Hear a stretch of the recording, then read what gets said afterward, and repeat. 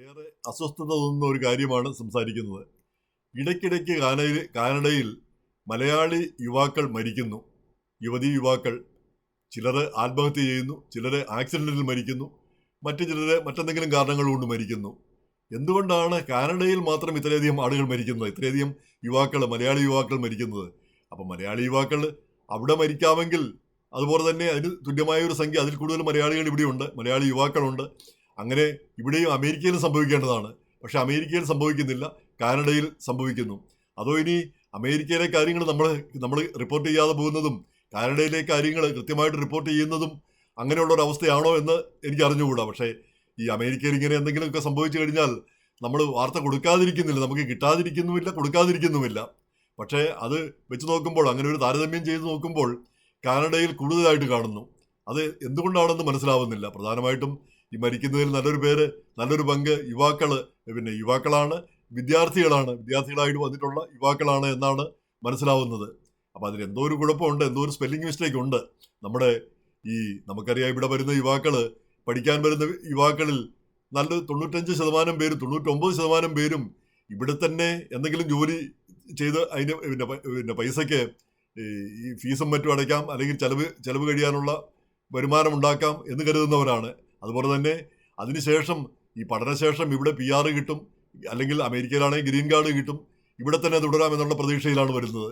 ഇങ്ങനെയല്ല, ഈ പ്രതീക്ഷയില്ലായിരുന്നെങ്കിൽ അമേരിക്കയ്ക്കും കാനഡയ്ക്കും ഒക്കെ വരുന്നവരുടെ എണ്ണം വളരെ കുറവായിരിക്കുമെന്നുള്ളതിന് യാതൊരു സന്ദേഹവുമില്ല. കാരണം പഠിക്കാൻ വേണ്ടി മാത്രമാണെങ്കിൽ ഇങ്ങോട്ട് തന്നെ വരേണ്ട കാര്യമൊന്നുമില്ല. നമ്മുടെ ഇന്ത്യയിൽ പോലും ഇന്ന് സൗകര്യങ്ങളെല്ലാം എല്ലായിടത്തും കൂടിയിരിക്കുന്നു. വളരെ മെച്ചപ്പെട്ട വിദ്യാഭ്യാസം അവിടെയും ലഭിക്കുന്നു. എന്നല്ല, ഈ സത്യാനാഥല്ലയും സുന്ദർ പിച്ചയും ഒക്കെ ഇന്ത്യയിൽ പഠിച്ചിട്ടാണ് ഇങ്ങോട്ട് വന്ന് ഈ ഉന്നത സ്ഥാനങ്ങളിൽ എത്തിപ്പെട്ടത്. ഇന്ദിരാനൂയിയും ഒക്കെ, അല്ലാതെ അമേരിക്കയിൽ പഠിച്ചിട്ടല്ല. അപ്പം പഠനം മാത്രമല്ല നമ്മുടെ ലക്ഷ്യമെന്നുള്ളത് വ്യക്തമായിട്ടുള്ള കാര്യമാണ്. ഇവിടെ തുടരാം, അമേരിക്കയിൽ തുടരാം എന്നുള്ള ആ വിശ്വാസം, അമേരിക്കയിലോ അല്ലെ കാനഡയിലോ. അപ്പം കാനഡയിൽ മാത്രം ഒരു ഡിസ്പ്രപ്പോർഷനേറ്റ് ആയിട്ട് യുവാക്കൾ മരിക്കുന്നു. അപ്പം അതിൻ്റെ കാരണം സാമൂഹ്യ സംഘടനകളും മറ്റും ഒന്ന് ചികഞ്ഞു നോക്കേണ്ടതാണ്. എന്തുകൊണ്ടാണ് ഇത് സംഭവിക്കുന്നത്? ഇപ്പം നമുക്കറിയാം, വിദ്യാർത്ഥികൾക്ക് പഴയ രീതിയിലുള്ള ഒരു ഒരു സ്വീകരണം ലഭിക്കുന്നില്ല. അമേരിക്കയിലും കിട്ടുന്നില്ല, കാനഡയിലും കിട്ടുന്നില്ല. കാരണം വളരെയധികം ആളുകൾ ഇടിച്ചു കയറി കഴിഞ്ഞാൽ പിന്നെ എന്ത് ചെയ്യും? പണ്ടൊക്കെ കാനഡയിൽ വിദ്യാർത്ഥിയായിട്ട് വന്നു കഴിഞ്ഞാൽ അവർക്ക് ഒരു പാർട്ട് ടൈം ജോലി ചെയ്യാൻ പറ്റും, അത്യാവശ്യം വരുമാനം ഉണ്ടാക്കാൻ കഴിയും, അവരുടെ ചെലവുകൾ അല്ലെങ്കിൽ ഫീസിൻ്റെ ഇതിലൊക്കെ ഒരു ആനുകൂല്യം അവർക്ക് ഉണ്ടാക്കാനായിട്ട് കഴിയുമായിരുന്നു. ഇന്നിപ്പോൾ നാട്ടിൽ നിന്ന് തന്നെ പൈസ കൊണ്ടുവരണം, കാരണം ഇവിടെ ജോലി കിട്ടില്ല. ജോലിക്ക് വേണ്ടി ഒരു ഹോട്ടലിലെ ഒരു വെയിറ്ററുടെ ജോലി ഉണ്ടെങ്കിൽ കൂടി നൂറുകണക്കിന് ആളുകൾ ക്യൂ നിൽക്കുന്ന ചിത്രങ്ങൾ നമ്മൾ കാണാറുണ്ട്. അപ്പം അങ്ങനെയുള്ളൊരു അവസ്ഥയിലേക്ക് കാനഡ ഒക്കെ പോയിരിക്കുന്നു. അപ്പം ഇവിടെ വലിയ ഒരു റോസി പിക്ചർ ആണെന്ന് വിചാരിച്ച് വരുന്ന യുവാക്കൾ ഇവിടെ വന്നു കഴിയുമ്പോഴാണ് മനസ്സിലാക്കുന്നത് അങ്ങനെയൊന്നുമില്ല, ഇവിടെ ജീവിക്കാൻ തന്നെ ബുദ്ധിമുട്ടാണ്, എല്ലാം കൊണ്ടും പ്രയാസമാണ് എന്ന് മനസ്സിലാക്കുന്നത്. തിരിച്ചു പോയി കഴിഞ്ഞാൽ വലിയ തുക ലോൺ എടുത്തും മറ്റും വീടും മറ്റും പണയം വെച്ചും വലിയ രീതിയിൽ കടം മേടിച്ചും ഒക്കെയാണ് ഇങ്ങോട്ട് പോന്നിരിക്കുന്നത്.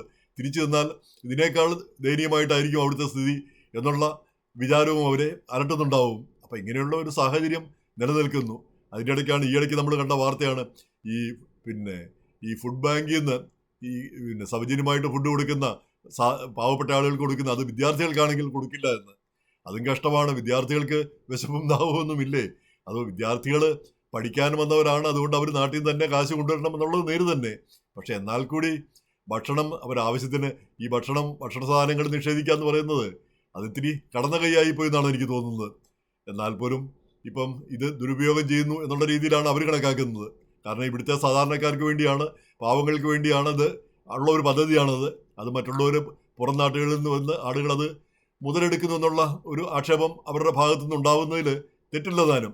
എന്തായാലും ഈ നമ്മുടെ യുവാക്കൾ മനസ്സിലാക്കേണ്ട ഒരു കാര്യം, അമേരിക്കയിലോ അല്ലെങ്കിൽ കാനഡയിലോ വന്നു കഴിഞ്ഞാൽ എല്ലാം റോസി ആയിരിക്കില്ല. ചിലപ്പം ഇവിടെ ഏറ്റവും നിസ്സാരമായ ജോലി വരെ ചെയ്യേണ്ടി വരുമായിരിക്കും. ഏത് കക്കൂസ് കഴിയേണ്ട ജോലിയാണെങ്കിലും ഒരു നാണക്കേടും വിചാരിക്കേണ്ട, ചെയ്യാൻ പറ്റുമെങ്കിൽ ചെയ്യുക തന്നെ വേണം. അതുകൊണ്ട് നമുക്ക് ഭാവിയിൽ പ്രയോജനം ഉണ്ടാകുമെങ്കിൽ തീർച്ചയായിട്ടും പ്രയോജനം ഉണ്ടാകും. ഈ വലിയ പണക്കാരൊക്കെ ഇവിടെ വന്ന് ഇങ്ങനെയൊക്കെ ചെയ്തിട്ടുണ്ടെങ്കിൽ അങ്ങനെയുള്ളവരാണ് ഭാവിയിൽ ഉയർന്നു പോകാനായിട്ടുള്ള സാധ്യത. ഇവിടെയായാലും എവിടെയായാലും ആ ഒരു വില്ലിങ്നെസ്, ആ താല്പര്യം. അപ്പം അത് ഒന്നാമത്തെ കാര്യം. ഏത് ജോലി ചെയ്യാനുള്ള താല്പര്യവും. പക്ഷെ ജോലിയൊന്നും കിട്ടുന്നില്ലെങ്കിൽ എന്ത് ചെയ്യും? ജോലിയൊന്നും കിട്ടുന്നില്ല, പഠിച്ച് മുന്നോട്ട് പോകാനുള്ളൊരു സാഹചര്യമില്ല എന്ന് വന്നു കഴിഞ്ഞാലോ, തിരിച്ച് നാട്ടിൽ ചെന്നാൽ ഭയങ്കരമായ കടങ്ങളും അവിടെ ചെന്ന് കഴിഞ്ഞാൽ ഒന്നുമില്ല, ഒരു മാർഗവുമില്ല എന്ന് വന്നാലും മാർഗങ്ങളുണ്ട്. കാരണം ഏറ്റവും വലിയ സ്വത്തെന്താണ്? ഈ യുവാക്കളെ സംബന്ധിച്ചിടത്തോളം നിങ്ങളുടെ യൗവനമാണ്, നിങ്ങളുടെ ആ ചെറുപ്പകാലമാണ്, നിങ്ങളുടെ ആ പിന്നെ വിദ്യാഭ്യാസ പിന്നെ അവസ്ഥയാണ്. അതാണ് നിങ്ങളുടെ അസറ്റ്. എത്ര കടമുണ്ടെങ്കിലും അത് വീട്ടാനാവും, അത് പിന്നെ ഇന്നല്ലെങ്കിൽ നാളെ അതിൽ നിന്ന് മറികടക്കാനാവും. അതുകൊണ്ട് അമേരിക്കയിലും കാനഡയിലും ജീവിക്കാൻ പറ്റിയാൽ വളരെ നല്ലത്. തീർച്ചയായിട്ടും അതിനുവേണ്ടി കഠിനമായ ശ്രമങ്ങൾ നടത്തണം. എല്ലാവരും തന്നെ അങ്ങനെയൊക്കെയുള്ള ബുദ്ധിമുട്ടുകളും കഷ്ടപ്പാടുകളും ഒക്കെ പിന്നെ നേരിട്ടാണ് അമേരിക്കയിലും കാനഡയിലും ഒക്കെ പിന്നെ സ്ഥിരതാമസക്കാരായി മാറിയത്. ആദ്യകാലങ്ങളിലൊക്കെ വന്നവർ പ്രത്യേകിച്ചും. നേരെ മറിച്ച് ഇപ്പം ഈ ഗ്രീൻ കാർഡിൽ നാട്ടിൽ നിന്ന് തന്നെ ബന്ധുക്കൾ സ്പോൺസർ ചെയ്ത് ഗ്രീൻ കാർഡിൽ വരുന്ന ഒരു വിഭാഗമുണ്ട്. അവർ വലിയ അല്ലലൊന്നും അറിയാതെയാണ് ഇവിടെ അമേരിക്കയിലും കാനഡയിലും വരുന്നത്. വേറെയുള്ളവരൊക്കെ വിസയിൽ വരുന്നവരൊക്കെ എത്രയോ വർഷങ്ങളോളം കഷ്ടപ്പെട്ടിട്ടാണ് ആ ഗ്രീൻ കാർഡും ഒക്കെ കിട്ടുന്നത്. ഇപ്പോൾ നമുക്കറിയാം, ഇന്നിപ്പം അമേരിക്കയിൽ ഏതാണ്ട് 1 മില്യണിലേറെ ഇന്ത്യക്കാർ പിന്നെ ഗ്രീൻ കാർഡിന് വേണ്ടി കാത്തിരിക്കുന്നു. ഏറ്റവും ഉന്നത IIT നിന്നും ഒക്കെ പാസ്സായി വന്ന ഇവിടെ ഉയർന്ന ഉദ്യോഗങ്ങളൊക്കെ വഹിക്കുന്ന ആളുകളാണ്. പക്ഷേ ഇവിടെ ആ വിസ നമ്പേഴ്സ് ഇല്ല. കാരണം ഈ ഒരു വർഷം ഈ 9300 ഇന്ത്യക്കാർക്ക് മാത്രമേ ഈ എംപ്ലോയ്മെന്റ് വിസയിൽ ഗ്രീൻ കാർഡ് കൊടുക്കുകയുള്ളൂ. അപ്പം അങ്ങനെ വരുമ്പോൾ ഈ 1 മില്യൺ പേർക്ക് ഇത് കൊടുത്തു തരണമെങ്കിൽ 100 150 ഒക്കെ വർഷം ആകുമെന്നാണ് പറയുന്നത്. അപ്പം അതിനൊരു മാറ്റമുണ്ടാവുന്നില്ല. അപ്പം അങ്ങനെ വളരെ വിഷമത്തിലാണ് ഇങ്ങനെ ഇവിടെ നിൽക്കുന്ന ആളുകളും പിന്നെ മുന്നോട്ട് പോകുന്നത്. അവർക്ക് ജോലി മാറാൻ പറ്റില്ല, കമ്പനി മാറാൻ പറ്റില്ല, ഈ പിന്നെ സ്വന്തമായിട്ടൊരു സ്ഥാപനം ഉണ്ടാക്കാൻ പറ്റില്ല. എല്ലാത്തരം നിയന്ത്രണങ്ങളും. ഇപ്പോഴാണെങ്കിൽ ട്രംപിൻ്റെ കാലത്ത് ചെറിയ പ്രശ്നങ്ങളുണ്ടെങ്കിൽ കൂടി, ഒരു ട്രാഫിക് നിയമം ലംഘിച്ചാൽ കൂടി നമ്മളെ തിരിച്ചയക്കുന്ന ഒരു അവസ്ഥ കൂടി വന്നിരിക്കുന്നു. അങ്ങനെ എല്ലാത്തരം പ്രയാസങ്ങളും ഇവിടെയുമുണ്ട്, നമ്മൾക്കറിയാം. പക്ഷേ ഈ പ്രയാസങ്ങൾക്കൊക്കെ ഇടയിലും ചിന്തിക്കേണ്ട ഒരു കാര്യം, ഇതൊന്നുമല്ല ജീവിതം. ഇങ്ങനെയൊക്കെ ആണെങ്കിൽ ഇനി തിരിച്ചു പോവുകയാണെങ്കിൽ കൂടി നമ്മുടെ ജീവിതം അവിടെ അവസാനിക്കാനൊന്നും പോകുന്നില്ല. വലിയ കടങ്ങളും വലിയ ബുദ്ധിമുട്ടുകളും നാട്ടിലുണ്ട് എന്നതുകൊണ്ട് നമ്മളങ്ങ് തകർന്ന് അങ്ങ് ഒന്നുമില്ലാതായി പോകും എന്നുള്ള ആ ചിന്താഗതി തന്നെ ഉണ്ടാവാൻ പാടില്ലാത്തതാണ്. അപ്പോൾ ആ പ്രതീക്ഷ കൈവിടുന്ന ഒരവസ്ഥ ഒരു കാരണവശാലും ഉണ്ടാവരുത്. അപ്പോൾ ഇങ്ങനെയൊക്കെയുള്ള ഇപ്പം ഈ ആളുകൾ മരിക്കുന്നത് പിന്നെ ആത്മഹത്യ ചെയ്യുകയാണെന്നോ, അല്ലെങ്കിൽ അവരെല്ലാം നിരാശ കൊണ്ട് ചെയ്തതാണെന്നോ, അല്ലെങ്കിൽ ബുദ്ധിമുട്ട് കൊണ്ട് ചെയ്തതാണെന്നോ ഒന്നും ഞാൻ പറയുന്നില്ല. അതിനെപ്പറ്റിയുള്ള ഡാറ്റയും എനിക്കില്ല.